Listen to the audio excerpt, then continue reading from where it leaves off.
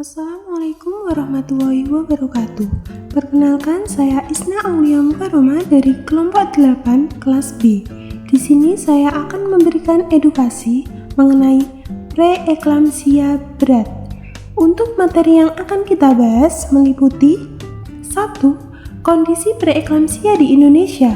2. Pengertian preeklamsia berat. 3. Penyebab preeklamsia berat. 4. Ciri-ciri preeklamsia berat. 5. Dampak preeklamsia berat. 6. Penanganan preeklamsia berat. Dan yang terakhir, pencegahan preeklamsia berat. Selanjutnya langsung saja ke pokok pembahasan. Yang pertama, kondisi preeklamsia di Indonesia. Terdapat lebih dari 4 juta wanita hamil mengalami preeklamsia setiap tahun. Dan setiap tahun diperkirakan sebanyak 50.000 sampai 70.000 wanita meninggal karena preeklamsia, serta 500.000 bayi meninggal. Yang kedua adalah pengertian preeklamsia berat. Apa sih preeklamsia itu? Preeklamsia adalah sindrom yang ditandai dengan hipertensi dan proteinuria yang baru muncul di trimester kedua kehamilan yang selalu pulih di periode postnatal.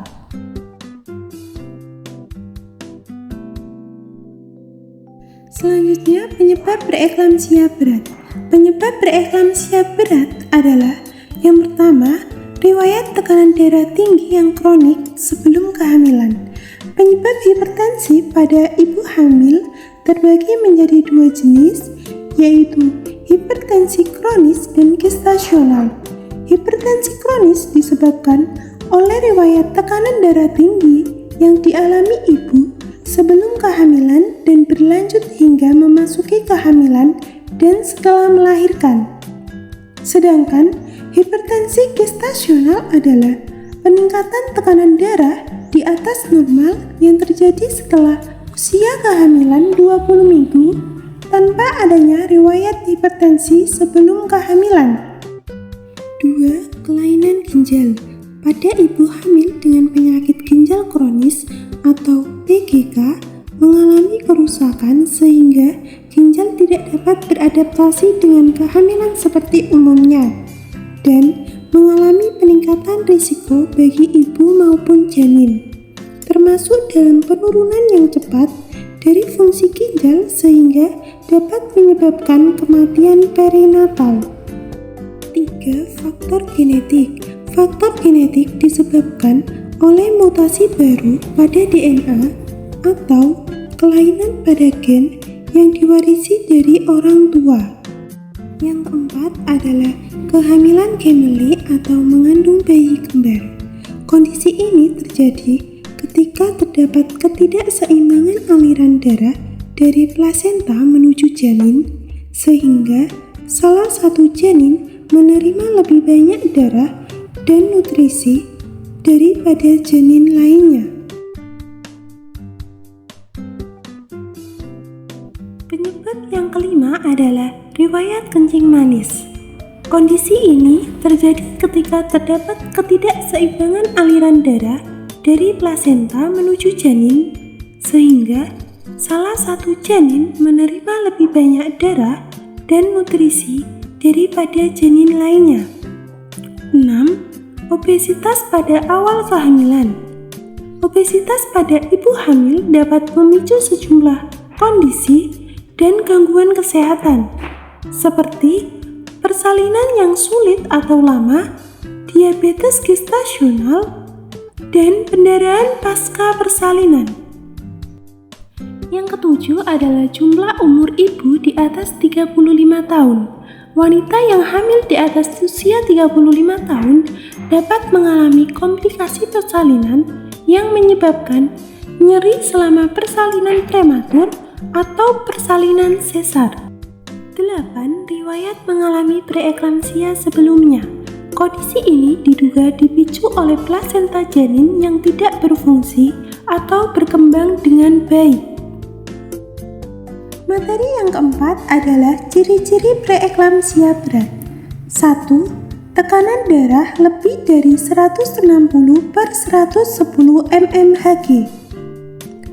Kondisi ini dapat berlanjut hingga bayi lahir atau 10 hari setelah persalinan. Kondisi ini umumnya terjadi setelah mengejan saat ibu hamil buang air besar atau muntah. 2. Proteinuria. Kondisi ini menunjukkan adanya kebocoran pada ginjal. 3. Kenaikan berat badan 1 kg atau lebih dalam seminggu. Kelebihan berat badan yang terjadi selama kehamilan juga bisa meningkatkan resiko ibu mengalami preeklamsia. Kondisi ini sering ditandai dengan meningkatnya tekanan darah tinggi selama kehamilan. 4. Nyeri kepala yang hebat. Sakit kepala saat hamil biasanya muncul pada trimester pertama dan ketiga. Bahkan pada minggu ke-9 kehamilan, kondisi ini disebabkan oleh banyak faktor, salah satunya perubahan hormonal dalam tubuh. Ciri-ciri yang kelima adalah penglihatan kabur. Alasan paling kuat mengapa penglihatan kabur disebabkan melonjaknya hormon kehamilan. Hormon ini menyebabkan retensi cairan yang mengubah kornea menjadi lebih tebal bersama dengan peningkatan tekanan cairan di dalam bola mata. 6. Air kencing 2 gelas per hari. Peningkatan frekuensi buang air kecil bisa menjadi tanda infeksi saluran kemih. Gejala lainnya termasuk rasa nyeri ketika buang air kecil, adanya darah dalam urin, dan tubuh mengalami demam. 7. Nyeri ulu hati. Karena janin yang membesar dapat menekan perut hingga menimbulkan rasa sakit. 8. Gangguan kesadaran. Kondisi ini merupakan komplikasi berat dari preeklamsia yang ditandai dengan timbulnya kejang dan dapat disertai koma.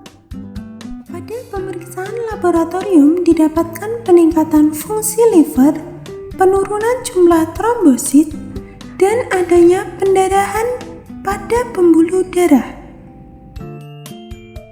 Dampak preeklamsia berat: hancurnya sel darah merah, peningkatan enzim, dan jumlah trombosit rendah yang dapat menyebabkan kematian pada ibu hamil bahkan janinnya.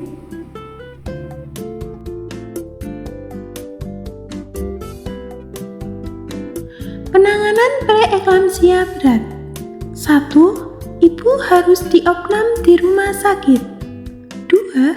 Dipasang infus dan kateter. 3. Diberikan obat pencegah kejang. 4. Diberikan obat penurun tekanan darah bila diperlukan. 5. Pemeriksaan laboratorium.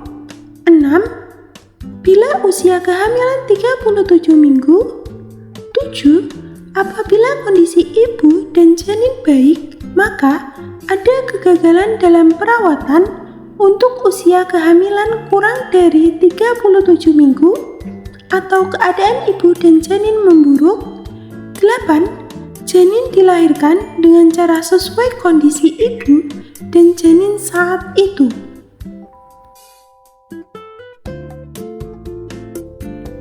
Selanjutnya, pencegahan preeklamsia berat. 1. Ibu sebaiknya tidak hamil pada usia di bawah 20 tahun atau 35 tahun ke atas. 2. Ibu tidak kegemukan atau obesitas. 3. Kontrol rutin setelah pulang dari rumah sakit. 4. 40 hari setelah melahirkan ibu dianjurkan untuk KB. 5. Jarak anak minimal 2 tahun. 6. Kontrol rutin apabila hamil lagi sejak terlambat haid sampai melahirkan. Thank you for listening. Wassalamualaikum warahmatullahi wabarakatuh.